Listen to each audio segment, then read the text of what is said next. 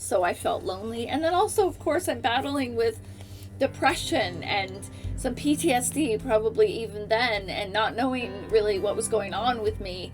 The bipolar hadn't really shown itself yet. It was more depression. I have more of a bipolar type 2, so that's more on the depressive side than the manic, hyper manic.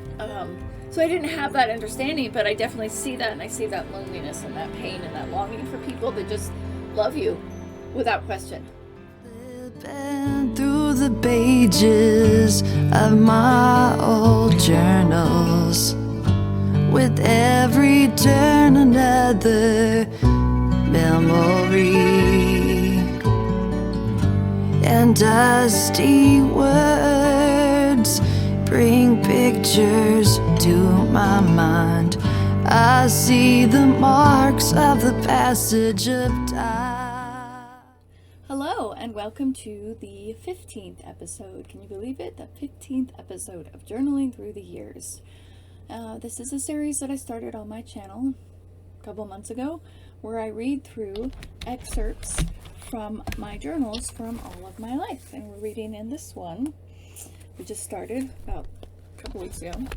And so last week we kind of dove into my memories from camp and how Ravencliff has affected me, and the friendships that I met there, and just the idea that you meet someone, you don't even really know them, you don't know anything really about them, but you just love them unconditionally, and how that is truly maybe the purpose that we're meant to have on this earth, and what is meant when people talk about God. Sorry, my bangs are all weird. I think I need a haircut in a little bit. So how am I doing? Well, I am drinking from one of my favorite mugs. My niece, who is going to be 22, my oldest niece, in about a month, made this just last year. Just kidding. Probably when she was a toddler. So it's very special. And actually, it was given to my grandparents, her great-grandparents, when she was a kid. And they are now deceased, so it's doubly special.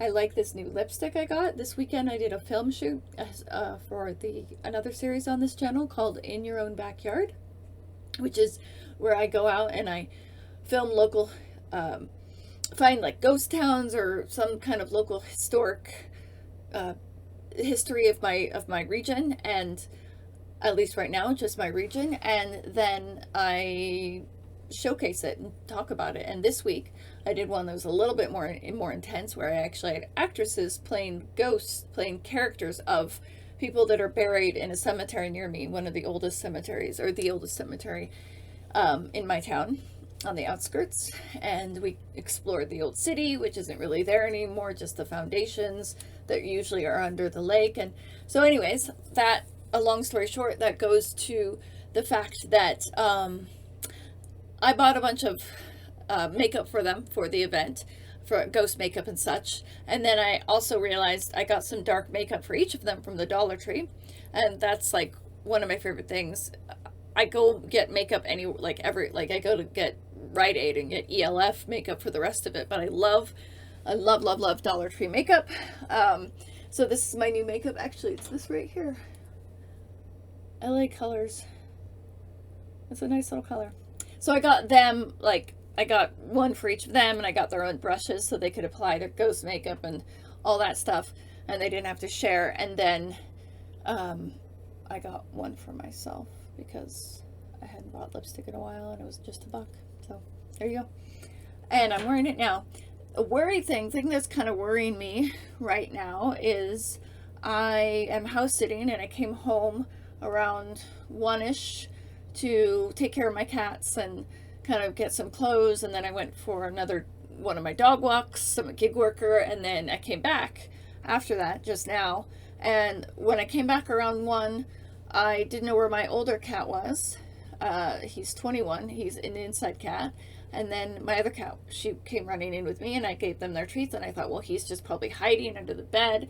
And then I came back again, and he hasn't eaten his treats that were in his room.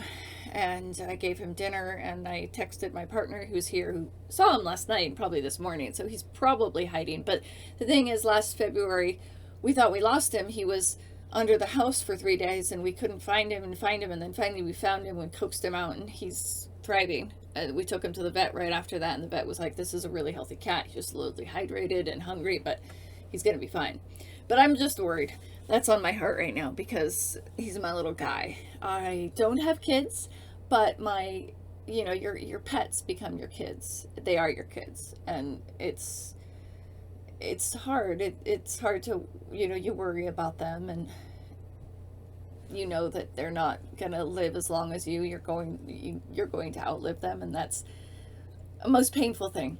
I think he's fine because he was most likely fine this morning, and last night I talked to my partner. He was just being himself, and I haven't heard from my partner at all today to say, I can't find Leo, I have to go to work, blah blah blah blah.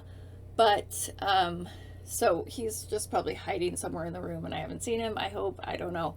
That's heavy on my heart. But anyways, let me know in the comments section below how you are doing. I would love to hear how you're doing. And so let's get started in the journal entry. Let me take a sip of my lovely coffee. It's like late in the afternoon here and I'm having coffee. Oh well. So today we're back to this. This is the first one. It's prose. So we've got 2 prose I'm going to read today, and then I have a story, and then I have a little list of things I had to do at this age. And I thought that was interesting. Return to reality. Empty. Empty is how I feel. Where can I do now? What am I supposed to do? I feel close to tears. Too much happens at once. A deep pain lies inside, not revealing itself to the world. Tears of blood melt away from my heart. I wish to cry out, bawl my eyes out, but I can't seem to. Maybe I'm too tired. I have a direction, a purpose for why I'm here, and you are here. Our bond is still strong, although we are far off. Our love has not died. It hurts to think that you are so far off, not so close by. Move on through my life, thinking of you, knowing I'd see you sometime, yet my pain still aches. So this just speaks to me, first, of a very lonely girl. A girl that is craving, love and is in a space of depression. I believe this is still talking about my camp friends. I don't think it has anything to do with a love interest. I'm not sure. There's no date, so I can't really say. But if anything, it would be somebody I had a crush on from camp, but it wouldn't necessarily be someone that broke my heart in a relationship sense. So there's none of that I sense. But there's I feel a sense of loneliness in my life, in the real world, back at home, back at school, all that stuff, and missing people that loved me unconditionally, even though they didn't know me. I think that when I was growing up with my classmates, I definitely think that today, now there is unconditional love, and I think it was there back then. I believe it was. I know it was there back then, but it was mired in the fact that we had known each other since preschool, most of us, and we'd grown up, and we'd seen each other every year, day in, day out, for however 9 months, and then even in the summertime, we'd see each other around town. And there wasn't social media or anything like that, so it would just be like random. Oh, I saw so and so in the summertime. And that is so we, growing up, hormones, seeing people all the time, you get used to people, and there's like the hierarchy of school, the popular kids and the people that are a little bit more socially awkward, like myself. They don't know how to fit in, and all of that. And I came from a very smart class. We were very, very brilliant and very, very independent minded. And so when you get a bunch of very independent minded, I mean, most of us, including myself, were in high school in some sort of AP class, whether that was AP English or AP Math or Chemistry. I don't even know all the APs, but most of us were. And we were very independent. We often got ourselves in trouble as a class because we were so outspoken and so intelligent that we often bucked the system. And so I just say that to say that there was a lot of conflict at times between us growing up because we had this way of thinking that it was very expansive, I think. But I think as time goes on, we grow up, got away from each other, missed each other, just got out of that high school mindset. Yes, there's unconditional love. But at the time, I didn't know that I had that, and I was still mired in the sort of hierarchy, middle school, high school stuff going on. So I felt lonely, and then also, of course, I'm battling with depression and some PTSD, probably even then, and not knowing really what was going on with me. The bipolar hadn't really shown itself yet. It was more depression. I have more of a bipolar type 2, so that's more on the depressive side than the manic, hyper manic. So I didn't have that understanding, but I definitely see that, and I see that loneliness and that pain and that longing for people that just love you without question. And like I said, that's camp. And also some sort of the divine. I was just talking to a friend last night about the thought of God and spirituality and religion, and something that occurs to me is that when I left the church and I deconstructed in my faith, I didn't, as I was deconstructing, I still liked to read the Bible. And then I got to this point, and I was very convicted if I didn't still. And then I got to this point in just talking to other people from other Christian formats who believed that they had a literal translation, and all the beliefs about the literal translation were different. I thought, well, then there is no literal translation. It's figurative. It's metaphor.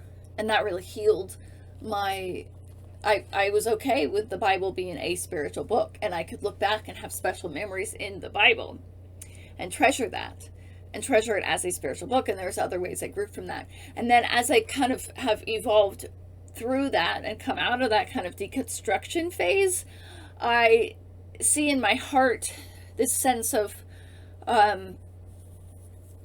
I look at all the people in the world, all the people that have spiritual practices and all the different religions, and I look at how they all kind of say the same thing in the way they go about their practices, whether they're pretty like independent with it or whether they're very like structured fundamentalist. They all kind of say the same thing, but at the same time, they're different, but they say the same way of the same wording, the same verbiage, the same rhetoric. And that to me doesn't say that it's fake. That to me personally says that there is something and that we are sort of striving for it, and it appears differently. However, I don't mean to like proselytize. That's just where I'm at. And I think that for me personally, my spirituality goes along with my own personal healing now and my own evolution of my soul and mentally, physically, emotionally, blah, blah, blah. And I think that personally, it's all about, like, I'm here on this time in this place to be a healer and to heal myself and to kind of break some chains of abuse and that. And to, like, camp was the one that showed me that you could have people that unconditionally loved you. I mean, I would say there's like 100 people at a time or more.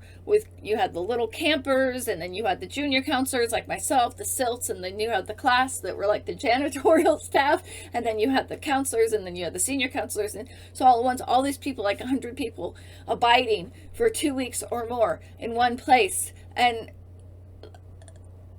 loving each other just because they occupied the same space as you.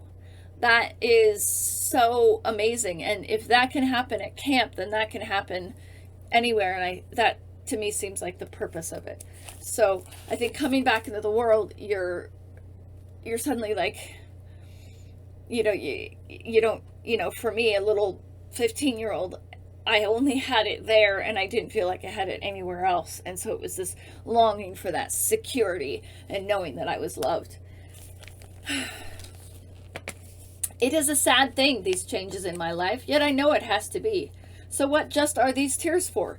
These salty droplets of water spilling down my cheeks for the ones slowly ceasing to be an uncurable disease, gnawing away at one's insides, for the unfortunate ones violently killed in hatred, for the poor souls who never attain their goals, never grasp a hold of their dreams because of insecurity, for the ones who can never be taught, but are forever ignorant. What are these tears for? Why do I cry in these lonesome hours? For you? Yes, I sigh with a tear brimming in my eye. For you. So I started out thinking of the depression sense, and yeah, I think there is a sense of depression, but it seems very circumstantial, not like a physical issue. And what I think about this circumstantial is it's very sweet that I'm crying for these people that are suffering. And at the time in the 90s, we didn't have all the information, and there wasn't as I mean, all the things that are happening today, they may have been happening then, but we were ignorant in a sense about it. But there was still it going on, and I was aware of it for some degree, and I think that is really sweet in a way, that part of my depression and my pain was, you know, hurting for other people and feeling helpless in that way. And that can go back to the sense of being at camp and being in this place where everybody was loving and uplifting, and you could feel a part of your soul getting healed just by this unconditional love, and then coming back into the world and seeing all this horrible trauma. And that goes to say, like, that was in the 90s, but today I know that a lot of people within the last couple of years are feeling that sense of, what can I do? There is so much strife and drama and pain in the world. What can I do? And I think for me personally, you know, I have my phone, I have social media, I get regular news updates, this and that, and it's a lot. I try to take care of myself. I am an empath, so yes, I am a sponge. It all comes to me, and it's always been that way, and I can feel all the feelings every time I go into a room or anywhere, and I find myself avoiding certain places if they feel like, if I can feel the ickiness, right? Or the tension or the abuse or whatever. But when but what I do now, I mean, I am in therapy for my CPTSD and trauma issues. And so I'm working on myself and taking care of myself, a lot of self-care. I'm also dealing with, on top of that, I'm starting to deal with some sort of chronic illness issue. I talked to my doctor last week. She thought it might be a PMS thing or even a perimenopausal thing, which made me like freak out and feel like, oh no, I'm getting old. And I didn't know how to take that. And that might be it. And then, but I still want some other, is there something else going on? But the thing is, at this point, I'm dealing with a lot of chronic health issues. And I think most of my life, I've had some chronic health issues throughout my life. So that's why I don't know if it's PMS or the other thing, because there has been always the sense of, I get frequent illnesses throughout all of my life. And so, and yet pre-COVID times, I just sort of pushed through it because I think that's what we all did. But with this chronic illness that I'm going through, off and on, and just kind of, and it's not like anything bad. I feel feverish. I feel sick to my stomach and sore throat, and I just want to sleep and like not go anywhere. And it causes me to slow down and to take more care of myself. And I think that's the first step to all this stuff happening in the world. It's not get bogged down by it, but just take that time, center yourself, plant a garden, read a good book, watch a funny movie, do yoga, do stretches, do exercise. You know, I can go on and on. See a therapist if you can, or have a support group and people that you can talk to, and eat healthy, and all these things that you need to do, because if you can do that and do that self-care, then you have that wellspring of kind of peace and love in your heart, and then it goes to one person at a time, in a sense. You send out positive vibes to someone else, good vibes only, like my shirt says. You give it out to one, you encourage and uplift one, like the 5 actresses that I worked with this weekend. There were 3 that had always come around, and they'd been extras, and it was very nice for me to actually give them more of a starring role and to just have time with them and pour into them. And then another actress had messaged me, and she said she had a really bad neck ache, and I was like, okay, well, you know, Epsom bath, get a massage from your partner, and just do some stretches.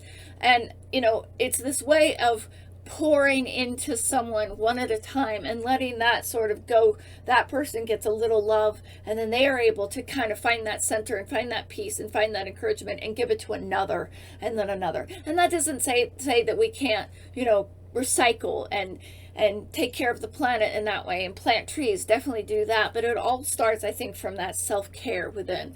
And to go back to this, I don't know if I necessarily had, I didn't have it then, because I hadn't started my recovery. I didn't start my recovery. I didn't get my diagnosis, the right diagnosis, the first of the right diagnosis, until I was about 26 or 27. And so this person didn't know, and she was just overwhelmed with her own pain, her own depression, her own chemical imbalance. But then on top of that, mired by all the things that she was seeing, even back in, 95 or something. And then probably by all the drama from school, being a 15-year-old in a very small school where everybody knew each other and everybody knew each other's business. It has its good and has its bad. And yeah, I'll go on from there. So I believe this is a story. Another story. This should be kind of interesting. The day slowly becomes night, and the darkness blankets all with a still sleepiness. I crawl out of Jake's lap and lie down on the leather bench seat. I stare up through the open sunroof at the stars quickly flashing by as the car moves forward. In my drowsiness, I can hardly keep my eyes open, but I chatter on about things neither my companion or I can figure out. After a while, we decide to stop and rest for the night. Up ahead of us is a sign advertising a campsite. Richardson's Grove, it reads. We turn in and pay the man in the little booth $5 to stay at a site for the night. He gives us direction to our spot. Jake thanks him and drives in the direction he was guided. We reach our destination, a nice spot overlooking a dry riverbed with a fire pit and a picnic table. A tree stump sits by the dry riverbed. I was writing about this last week, so Richardson's Grove was near the camp, and I wrote about being there in a poem. So for the moment, some of my best stories, almost all of my best stories, have a real life element in them, whatever that is. A place, a person, even if it's not the same name as the person, that person inspires me. So not only in my acting do I have substitutes for the characters and the places, but I have in my writing, I always take from my life. For a moment, I survey the area. Then I move over slowly to the picnic table and set my backpack down. Out of it, I pull a small flashlight and begin moving around the area, picking up sticks and dry grass. Over the fire pit, I kneel down, placing first the dried grass in a pile. Then I build a teepee with the sticks around it. Then proudly, I sit back and look at my creation. This is what I learned this at camp. That's how you make a fire with a little teepee. Now to light it. Up again, I go over to my backpack and pull out my green lighter. During all of this, Jake sits on the bench of the picnic table with his head rested on the table. Tired, I ask? He doesn't say anything but groans. I walk over to the fire and light it. I walk over to Jake and rest my hands on his shoulder. The fire's ready, I say. It'll be much warmer over by it. He slowly gets up and leans his heavy body against me. I wrap my arm about him and help him over. I set him gently by the fire. For a moment he sits in silence.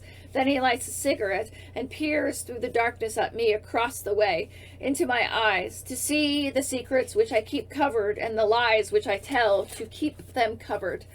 I try not to let my gaze rest too long on him and avoid his contact. I look around at the tall trees standing straight like dark statues at the night sky with its twinkling sky and falling stars, and listen to the melody of the wind, the crickets' music, and the faraway hum of cars racing by on a highway. If for one moment I let these hazel eyes of mine linger upon his blue-eyed gaze, something so extraordinary might happen. I might fall in love again, and then I would be lost to him forever. So yes, I said there always is a truth in everything I write, and I think there was a lot of films and stuff that I was intrigued with about, like, girls who go just kind of escape off with their boyfriends and kind of camp out and whatever. I just think that's interesting. I think it was like Drew Barrymore had a couple movies like that, so I think I was writing with that similar mind. And I think the things that stuck out to me is that I am trying to avoid, this girl character is trying to avoid his contact, to see the secrets which I keep covered and the lies which I tell to keep them covered.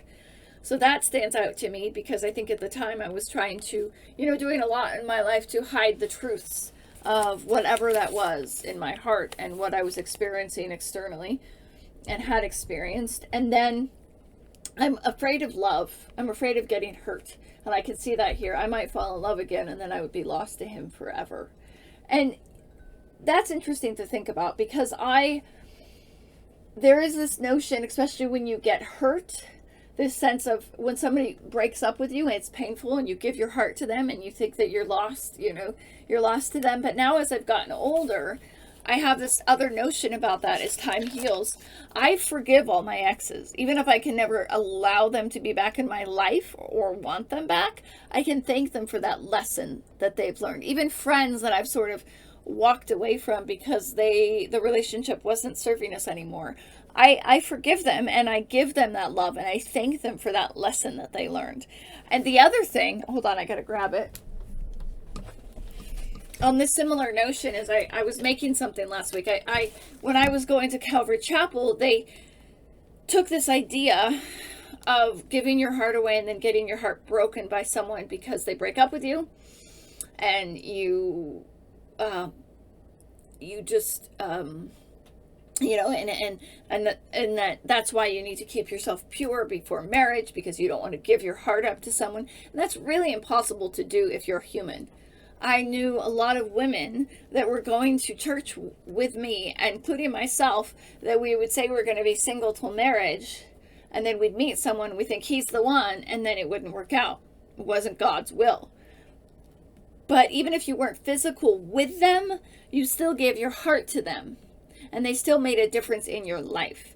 So it's not something you can control, and it's not something, I don't believe anymore that there is one for you that God has designed. And so something that I was thinking about in this notion that I'm seeing in my journal, and I wasn't a Christian at this time, I was just a young girl afraid of love. And I think that because I'd been hurt. And I think that when I went into the church and I started hearing this philosophy, I was using Christianity as a means to keep love out. From my friends, the people that had been my friends forever, I was pushing them away to keep to keep love out. And I used this idea of purity culture. And so I was thinking about the notion of the people that I've loved in my past that have hurt me, whether they were lovers or they were friends, and how the church said that every time you give your heart to, say, a guy, or give your body to a guy sexually, or even a woman, if you're a man or lesbian or whatever, doesn't really matter. So you give your body to someone, they are taking a piece of your heart that's rightfully your husband's, that God has ordained for you, right? But every time I've fallen in love or had any kind of inclination towards love, whether it's romantically or infatuation or a friend, and it doesn't work out, or we part company and the relationship shifts in some way, my heart doesn't get ruined. It's broken and it hurts, but I have grown in the fact that I have loved that person and they love me. And so I made this about a week ago. It just was in my mind. And the idea is that it's all white. It's kind of yellow, and the heart is kind of tattered and broken, and the whole thing is tattered and broken. But everything inside, I can never do that very well. Everything inside, there we go. Everything inside of it is these things of beauty and these lessons I've learned by loving other people, by allowing positive, healthy people to pour their life into me and me to them. And it has grown and expanded and gotten better because of that love. And so, going back to this, I was afraid of getting hurt because I'd been hurt, because love always meant hurt. Love, giving yourself and trusting to someone, always meant that you were betrayed in the short term. But as I've gone through healing and recovery in life, I've seen that once I get over that, I can learn the lesson from that. And I can thank these people for their time in my life, the season, and the purpose of that season. They were in my life for a certain purpose, and I was to learn a lesson and grow from it. And I hope I did the same for them. So the last thing I want to close is the to-do list. I'm not very good at this.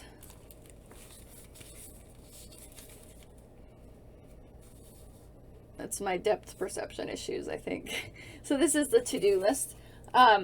So it has it's funny because I still do this, but I just thought it would be funny. Things I have to do.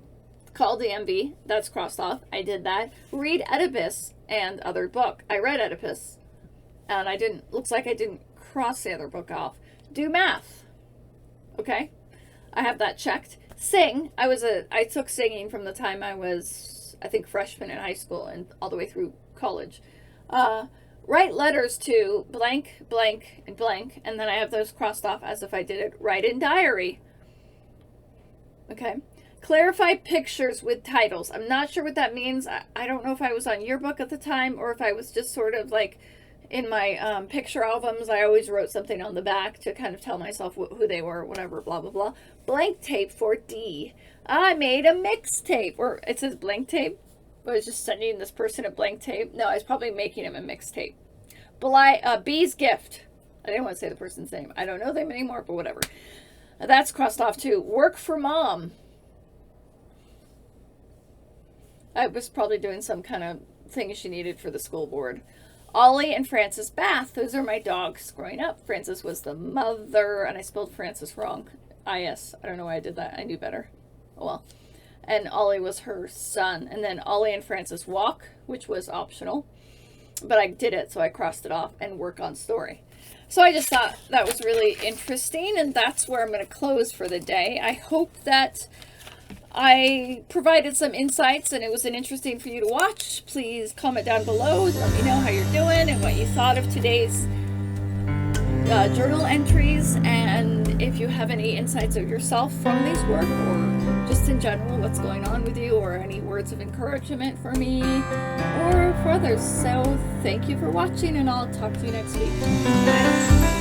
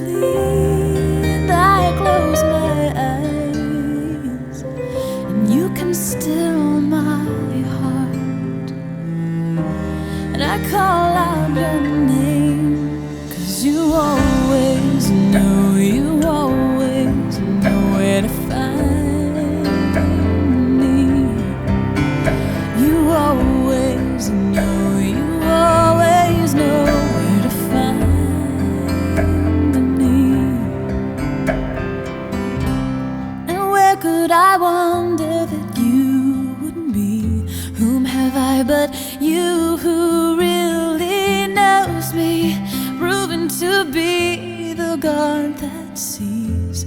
From strength to strength, you lifted me. And I close my eyes, and you can still my heart. And I call out your name, 'cause you always know, you always know where to find me. You always know, you always know where to find me. And I could cry from the depths of the earth, I could stand on a mountain top, and I could speak your name out to the wind.